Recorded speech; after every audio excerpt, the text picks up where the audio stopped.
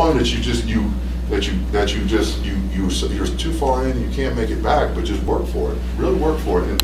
And it's like I've been lifting really, not every day, but for over 20 years to 25 years now or something. It takes time. And you think you're gonna do it tomorrow, it's not gonna happen. But all those genetically gifted people, and they do it within a year, those are the ones that they're outliers, right? We're on the bell curve, man. There's your real low ones, your real high athletes.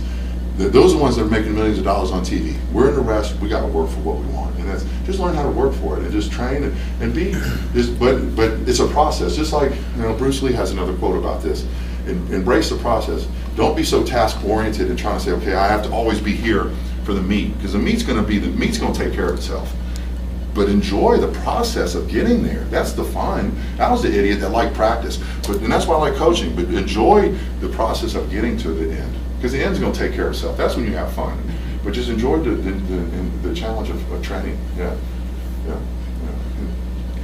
So doing strongman and powerlifting, do you have anything in particular that you recommend to keep forearms healthy? Forearms? Forearms, yeah, because they just seem to always get fucked. Well, it could be. I wish I had okay, so basically, when you lift, you do a lot of flexion. And Iron Mind makes some of these. You might have some forearm issues because you don't extend. And these are just basically rubber bands. Or get a bucket of rice. And you you flex. So maybe you just have this kind of like carpal tunnel, and I have tennis elbow, but for that you got to strengthen them. So I have grippers, and I work. So you do your grip work. Just hold like you have the 45 bumpers. Just get a little chalk on your hand and just do static holds, working the strength of your forearms. Plate pinches, do static hold, but also now you walk with them like a farmer's walk, or there's also farmers there too. So work the grip strength, and practice high tension too. So when you grip a lot of things, grip the bar tight, right? You're squeezing the bar as hard as you can. And some things I'll actually do with an open grip. I don't push with an open grip, but I use an open grip on my strict press. So, but almost all the time you want to squeeze the bar as hard as you can. Almost like even when you bench, you're grabbing a bar and you're breaking that bar, right? So you want to work grip work on a lot of stuff you do.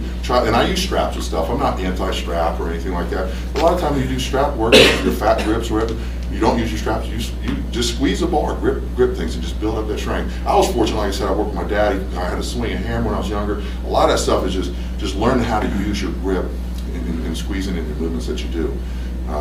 But then if you start to get pain, you can also take the sleeve of a bar, and you can, so your bar's on the rack, right? You roll your hand over there and do some self-myofascial release on your muscles there, on your muscles. So maybe massage, just basic stretches too. When you're doing this. It could, like I said, a lot of it's holistic, but a lot of it, if you want to just strengthen your grip, work on grip strengthening exercises with your actual gripping and also flexion extension movements. Like, so if you get a dumbbell and you put it up on a rack and just do your extension and your flexion movements, and some rotational movements. All right, cool. But I know a lot of strongman, it's very grip based. Yeah, very much so, and that's what they want to know. That's what else. And now some things you can use straps on, but a lot of it is just grip based. Like even that Apollyon bar, the axle, a lot of people still use an open grip, but I still use the close with a lot of it too. Any other questions? Feel free to ask. My time, I'm on y'all's right now. What do you think is the best way to break through a plateau? The best way? Probably, again, absolutes. Find out are you eating enough? Maybe a couple more pounds. The bioenergetic demands of lifting, and you are a student, you use your brain, you have to have that energy or calories. You may just be in a caloric deficit, so maybe you just need to eat more, drink more water. So maybe something like that. A plateau maybe because you have lacking in some technical proficiency in your movement. Let's say you're bench pressing and you're not squeezing your scaps enough. And so, or even on your lift off, you open your scap. Make sure you have to pull and retract more. So now that you pull and retract your scaps, you have a bigger chest, the bar travels less distance. Maybe you don't push against the ground enough and glute bridge enough on your bench. So you're getting you're losing leg drive. So maybe it's just your deadlift, I don't know, maybe it's your stance is too wide, right? So maybe you're not, right when you get to the deadlift, you're going back here as opposed to just getting this point and posterior tilt and really trying to squeeze your glutes. It could be a technical, so make sure your technique is on point. Look at the technique. Look at what you're doing outside of actual training, and then this kind of comes back to, let's say you want to add in some lockout work, or you want to work in some Paul squatting. It might be an assistance exercise. So do you have a particular one that you have like say a deficiency on, you may say, or I was thinking in general. Okay, yeah, so it might be a movement itself that you need to do a special exercise. Maybe you have a weak upper back when you squat, so you need to do more upper back postural work, band pull bars, face pulls, yoke bar squatting. Maybe you don't sit back enough, and maybe that's when you add in a box. You teach yourself to sit back more. Yeah. Look at what you do outside, look at the technique of the movement, fix the technique of the movement, add in a special exercise. Maybe your percentages, maybe you train too light, maybe you train too heavy. Maybe you need to add in, one day you just go to CRC and you do sets on tricep to work your triceps to build in some extra tricep strength, or a few more front races to build your anterior delts, some push-ups. Maybe you're in your dorm room between studying, you do some clap push-ups because you don't fire enough off the bar with your bench press. Yeah, just maybe added in some extra work in between your workout sessions that don't take away from your main workout session. Yeah, it could be a number of things. Yeah. Question? What are some indicators that you're not getting enough recovery? There's a bunch of ways. Some of what we do is a heart rate variability, and you get a polar and has a Bluetooth, and it measures your state of readiness. So you go every morning, you lie in bed for like 2.5 minutes, and it'll say, okay, it'll give you a number from your autonomic nervous system. So that's one way. There's a CNS tap test. So there's all these, like a mega wave is really expensive. I mean, you never use that, but there's a lot of different ways to do it. But it could be just a basic Q&A of you writing down, I sleep this amount of hours, I eat breakfast, I eat lunch, eat dinner, I'm consistent with my eating patterns, I look at my macronutrients, I get half my diet from carbohydrates, I get my proper proteins and fats. I'm trying to lose weight, so I'm not going to eat as many carbohydrates, so I'm either going to reduce my total caloric intake or reduce some carbohydrates down. So it could be all those different factors, yeah. Or it could be just having someone you trust, knowing kind of, okay, where's your mind at right now? Where are you at? Those things, yeah. And just being honest with yourself, which is the toughest thing to do, a lot of it, isn't it? Just keep growing your beard, you'll probably do it though, I'm sure. Yeah. Any other questions? Yes, sir. So you're pointing out like all these suggestions about like, mixing up your workout for various reasons. So I'm wondering like what sort of resources you recommend. As far as training programs, like when someone says, Zach, I want to do a training program, what's a good one? A lot of it I say 5-3-1, because I thought he's made something really, really simple, really easy. I haven't read through all Ripito stuff. The Juggernaut system is good. It goes like through a 10s wave, a 8s waves, a 5 or 3 or something like that, and it works through 4 weeks, but there's 12 total weeks, so that's pretty good. You can start on any one. I like looking at Westside stuff just because of how crazy but good it is. So if you want to look at that and how they do some of their special exercises. I've never actually done the Chico, but I know it's basically based on your powerlifting movements, and there's very little assistance work. That's a good way to do it. The tier system's a good way to look at it because he'll mix up his power and his strength movement. So let's say you're going to lift that day, and let's say you do squat first, and you're squatting as your strength movement. Then you actually go to your power movement, and you actually do some speed pulls. Let's say you do 5 sets of 2 of just some speed deadlifts. And so normally what we may think is that would be first. Now you can do it second because it's still close enough into the workout. So now you can switch it up. But as far as actual programs, no, because I looked through a lot of programs, and even this is good. This is like the strongest self survival. This is like one of the precursors to it was in this book. It's bench clean because it's football, bench clean and squat. And so you'd have a light, so it'd be light squat, medium bench, heavy clean, and then on the next day it would rotate, right? So medium bench, light squat, heavy clean. So and all 3 would rotate. So you had one heavy, one light, one medium, all throughout those days, and that's a simple way to look at it too. As far as actual resources, other than that, just look at it. I looked through a lot of programs, and they're all really cool, but I think a lot of it comes down to just writing out your own. I don't have any other particular one. I feel like usually when I'm in and someone has to stand up here, and someone says do X, Y, and Z program, and this is what we do at X, Y, and Z University, I have an issue with that usually, because then it says all you've done as a coach is you copy and paste and punch numbers in. I don't think that's coaching. I think coaching is me and you figuring out a plan together and what works for you without saying, okay, this is what I'm gonna put you into this program instead of the program into you, figuring out from there. Personally, yeah, but I mean, hell, I look at watts and stuff like CrossFit stuff. I don't care. I look at whatever. I just pick and pull. But anything you pull from anywhere has to come back to what? Your principles.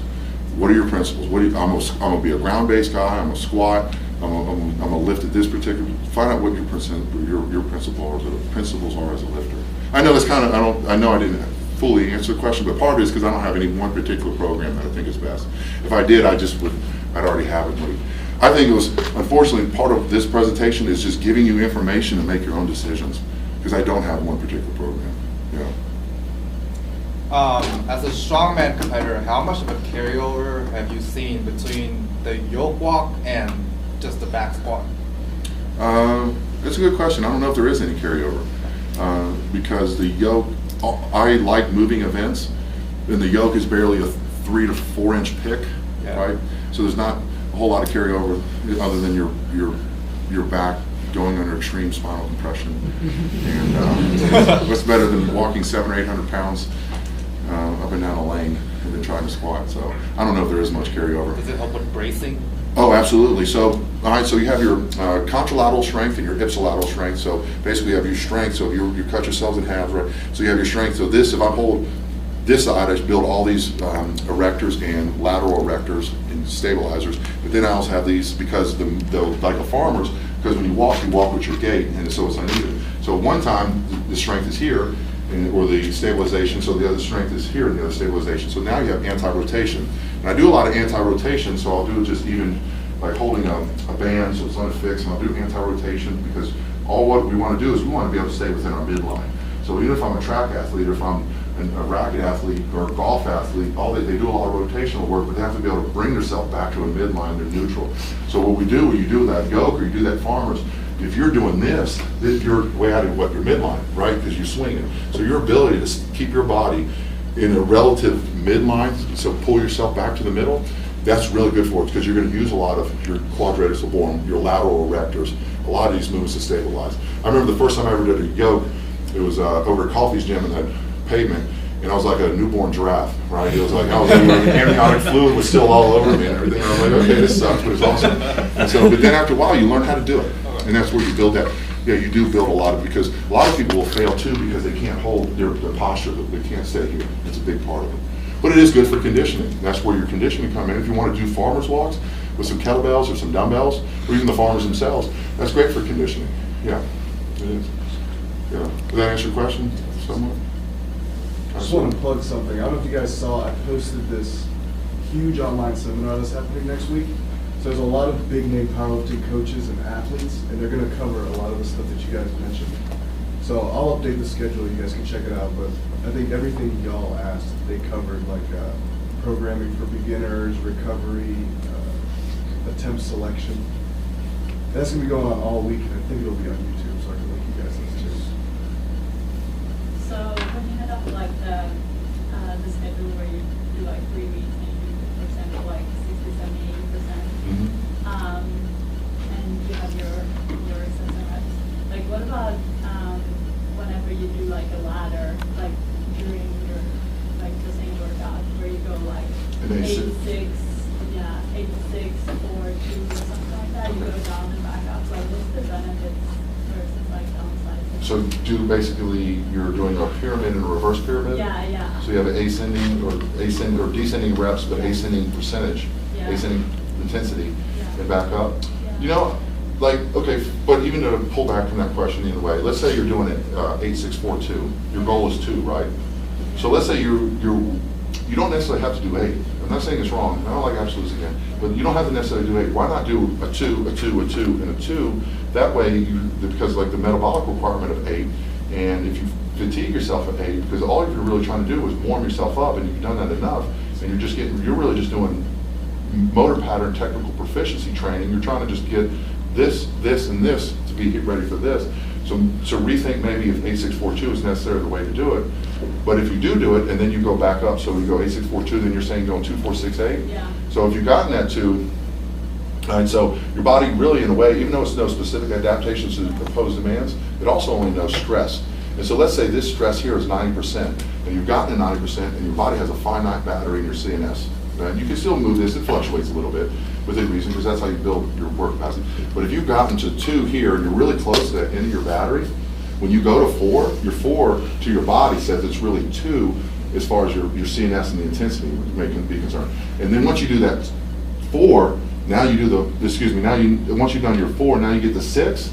Your 6 may still feel like it's a 2 because your body, again, only knows stress.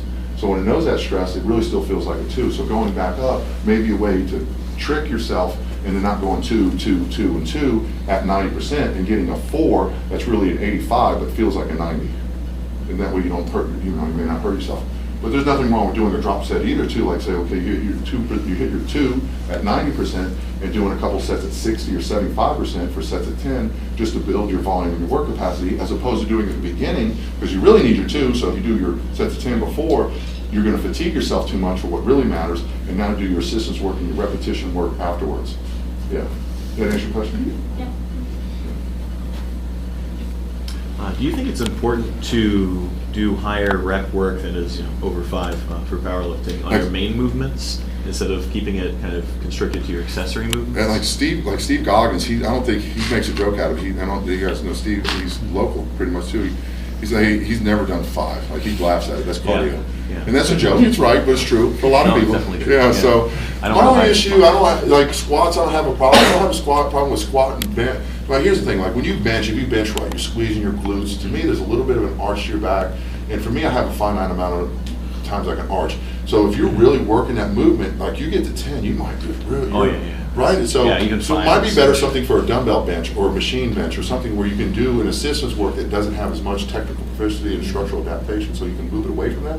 But you can still do a couple drop sets, squat. But sometimes the squat, the last thing you want to do is grind out a couple and you get hurt over it. But you can, absolutely. My real issue is with deadlift in a way. If you're a touch and go deadlifter and you stand up right, you reset your air, and you go down under control, and you're not really bouncing it, but you're touching and going, high reps are beneficial because it teaches you how to pull your lats and you pull your scabs and stay tight in this position. But if you're a reset guy, it's really tough. So if you're, and guys, general neutral here. And so you drop it down and you reset and you come up, you drop it down, you reset, you come up. That's pretty tough for set to 10. I don't know if that's really beneficial. I think that's where you might be better building work capacity and volume by doing multiple sets. So do a set of 3 to 5, take 30 seconds or a minute, do a set of 3 to 5, and that way your total amount of volume is still there, but it's broken up to where it's more applicable to powerlifting and your ability to actually do it without hurting yourself. Right. But high rep stuff I think is beneficial. Again, I think it is. I think, going back to your question, I think you should do rep work. Yeah. I think like you said, if you get a bigger chest, your bench press travels less distance. Yeah. Any other questions? Thanks. And I know you wanted to talk about diet, but that's probably a whole other thing. Bottom line is you can't out-train a bad diet. Eat like crap, you train like crap. Consistency is key. Okay, I got it. Yeah. Let's say I was a freshman. I came up to you and I said, I want to get strong. What exercises would you say are? That goes back to what I believe in. Stick to your major movements. You need a squat, you need a deadlift, you need a bench. Those 3, and you need to do a lot of back work. You need to do all your I wouldn't probably say the word posterior, but I'd say do all your non-mirror muscles. You need to make sure you have strong hamstrings, glutes, and back muscles. You need to be doing pull-ups, rows, machine rows, one-arm rows, bent over rows, any kind of back, whether it's band pull-aparts, face pulls, rear delts, everything that like the classic high school teenager forward lean would have big anterior delts and a kyphotic curve because they have no thoracic extension, so they walk around like this. Their high school coach, whatever they didn't do, because they want to work the mirror muscles. You have to be here, so a lot of back muscles. But it's insane the way they can understand. But so stick to the main movements. I think a lot of I'll go to LA Fitness. Like, why are you wasting your time doing that? When you're over there, you're on the BOSU ball, they're doing the dumbbell curls, and just squat. You pay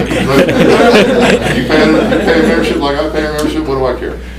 But I think it goes back to your basic movements, your foundational movements. Everything builds off your foundation. If you have a weak foundation, it doesn't matter what you do. But again, it goes back to your goals. If you're doing it depends. If you want to do a bodybuilder, if you want to look big, I would still say do squats. Like, dude asked me, how do I get bigger biceps? And I told him, you need to squat more. When he walked away, he's like, whatever. But that's my thing. Squat more. Right? You can do curls. Anybody knows curls? You look in a bodybuilding magazine and learn how to do that. But you ask me, and I say squat. And that's what I think they need to lift. Basic foundational movements. If you have a person that cannot just sit back and they can't hinge, they're like this when they squat, then leg presses don't fix that. And I know it's probably they probably don't listen to me, whatever. Lead a horse to water, dunk them in, make them drink, till they drown. think that's it, right? Or the squat. Any other questions? I just hope that, I know that I kind of, in the beginning, it just get to it. I can't, just like what's the proverb or saying says, you teach a man to fish or you give him a fish. Just learning how to program for yourself. I've written and thrown away more programs on notebook. I used to just sit there and write stuff out, like, all right, this, and this, and this, and this. I used to write out and just keep records and have fun doing it, and there's there is not one way to do it. And if somebody has a better way to do it, I'm sure they'll be able to tell you, but there's not one way to do it, because you may get success off of this. Like a lot of people like Westside because there's a lot of variety to it. But a lot of people just like a 5-3-1 because it's simple. You punch your numbers and you start over and you punch your numbers. Just a lot of people don't like variety. Some people want tricks and gimmicks, and it works for them. But when you go to, like, a lot of reason why Westside works is because when they go to Westside, they go into a gym and they have Louis Simmons, and he's got his shirt off, and he's got 2 tomahawks tattooed across his chest with blood dripping from him. It works because that guy's standing over you, and he's working with you probably.